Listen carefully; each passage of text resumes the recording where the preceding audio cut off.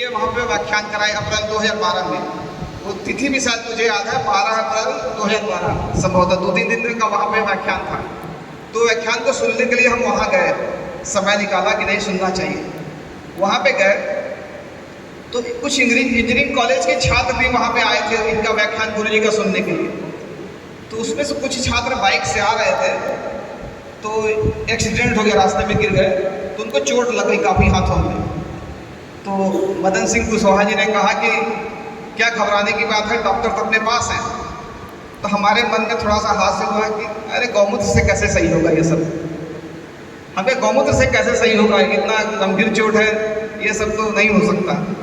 मेरे आंखों देखिए बात बता रहा हूँ, उनका गुरुजी तत्काल उसी समय गौमूत्र की वही अर्घ को रुई से भिगोया और उस वहाँ पे चिपका दिया। मैं 3 दिन था, वो लड़का कहा कि 15 मिनट में मेरा दर्द चला गया और 3 दिन में घाव सूख गया। उस दिन बहुत ज़बरदस्त टर्निंग पॉइंट था मेरे दिमाग में कि ये कोई बहुत बड़ी हस्ती है। बहरहाल वो समय बीता, लेकिन उस समय भी मेरी क्षमता नहीं थी, मेरी हिम्मत नहीं होती कि मैं गौमूत्र पीऊँ।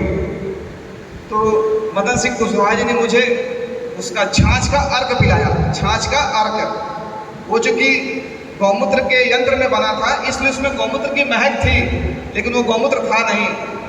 तो वो मुझे पिलाया तो मुझे गौमूत्र की महक आ रही थी। मेरी इच्छा तो थी कि मेरे अंदर गौमूत्र चला जाए, लेकिन पीने का मन नहीं कर रहा था। तो ये कह के नहीं छाछ है, तो हमको लगा चलो गौमूत्र नहीं पिए।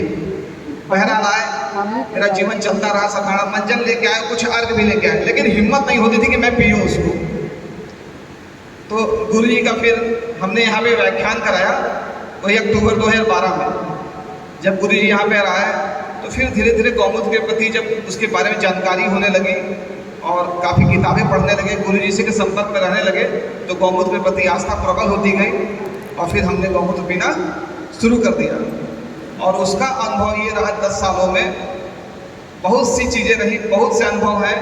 कुछ क्षणिक चीज़ें आपको बताते हैं कि सन 2012 की बात है, दिसंबर की लास्ट की उसी समय हमारे पेट में दर्द होने लगा।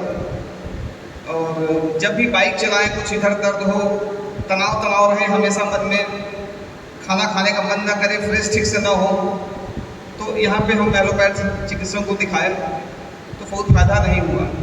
फिर एक दूसरे को दिखाए तो उनकी भी दवा हफ्ते दिन चली और इतनी हार्ड दवा होती थी कि खाने के बाद जैसे कुछ नशा सा रहे, नींद आती रहे, तो आराम नहीं मिल रहा था। तो फिर डॉक्टर